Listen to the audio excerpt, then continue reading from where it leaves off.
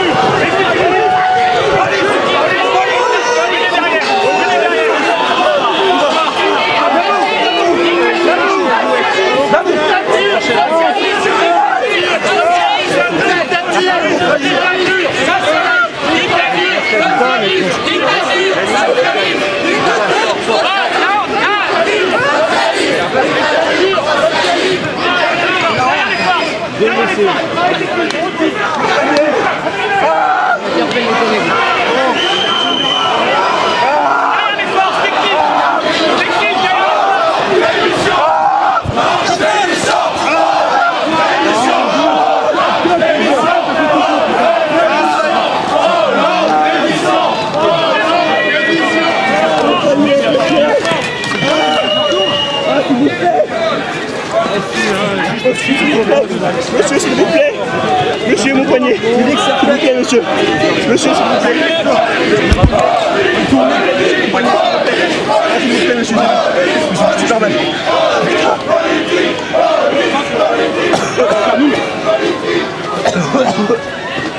Faites-nous une bulle. Faites-nous une belle bulle. Civil, faites-nous une belle bulle. Notez-le. Attends, voilà, technique, quoi.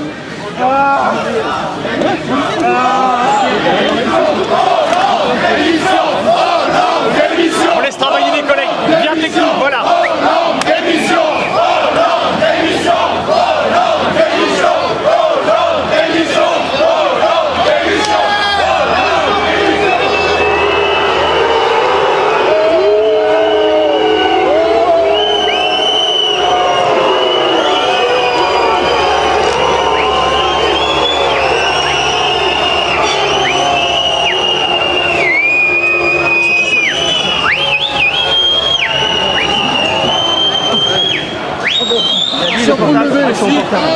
Attention, pour le lever. On le lève. Reculez. Reculez. Non, restez là, on reste dans la bulle. On attend du renfort, restez dans la bulle. Socialiste, dictature, en banlieue, CRS, en banlieue, CRS, en banlieue, CRS, en banlieue. Avec nous, CRS. CRS, avec nous, CRS, avec nous. CRS, tourne-toi, la racaille est derrière toi. CRS, tourne-toi, la racaille est derrière toi. Oh monsieur, j'ai le film ailleurs là. Rien à filmer là. Bah, il y a juste des arrestations, quoi. Il va se prendre un coup de gazon sur la gueule. Allez, circulez, c'est la dernière fois que je vous le dis. Circulez, allez. Vous comprenez là?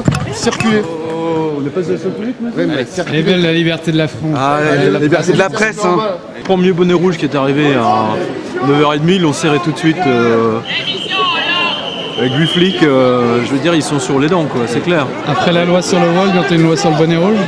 Sans doute, oui, ils en sont parfaitement capables. Et puis, ce qui est terrible, c'est que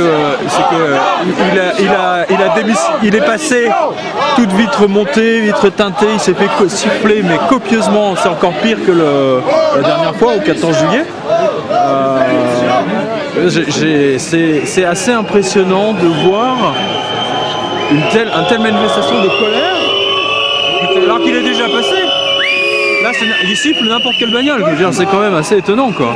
Le trait de collabo, comme vous voulez l'entendre, c'est assez délirant, quoi. Donc voilà. Et j'ai vu quelque chose d'absolument inouï. Ça s'est passé devant moi. Il y a un cavalier de la garde républicaine qui le suivait, qui a chuté de son cheval. Et ça, je considère ça comme un très mauvais signe. Mais alors, un très mauvais signe. Après qu'il ait été foudroyé, son avion a été foudroyé par l'éclair, la garde républicaine qui chute, c'est la République qui chute quelque part.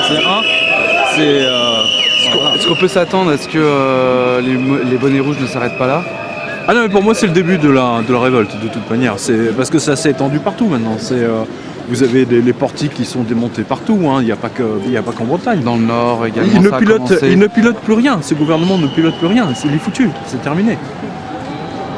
Maintenant on va s'enfoncer, quoi. Est-ce qu'on doit s'attendre à une démission du gouvernement ou du président de la République? Je pense qu'il va partir en courant, je pense qu'il va s'enfuir à un moment donné. Ou dissoudre l'Assemblée nationale.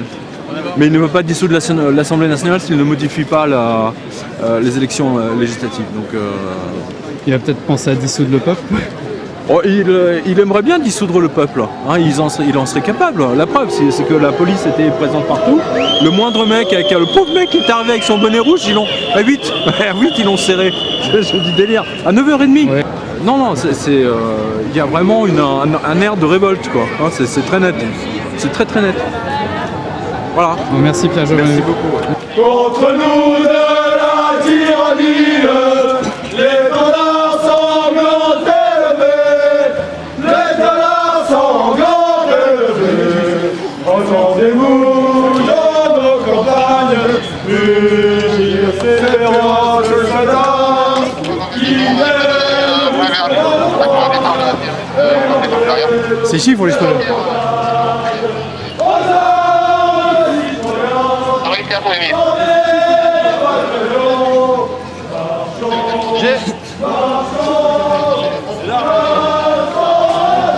Faut arrêter là, hein. On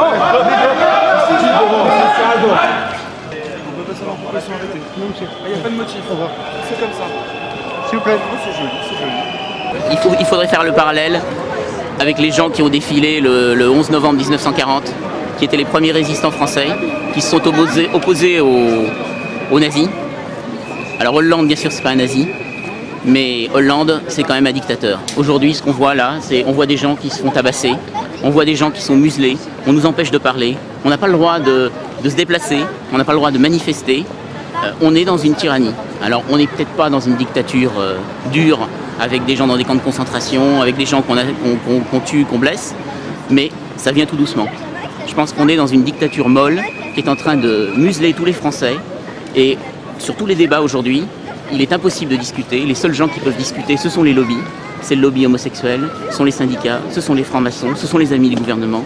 Et je considère qu'aujourd'hui, la démocratie en France est totalement muselée.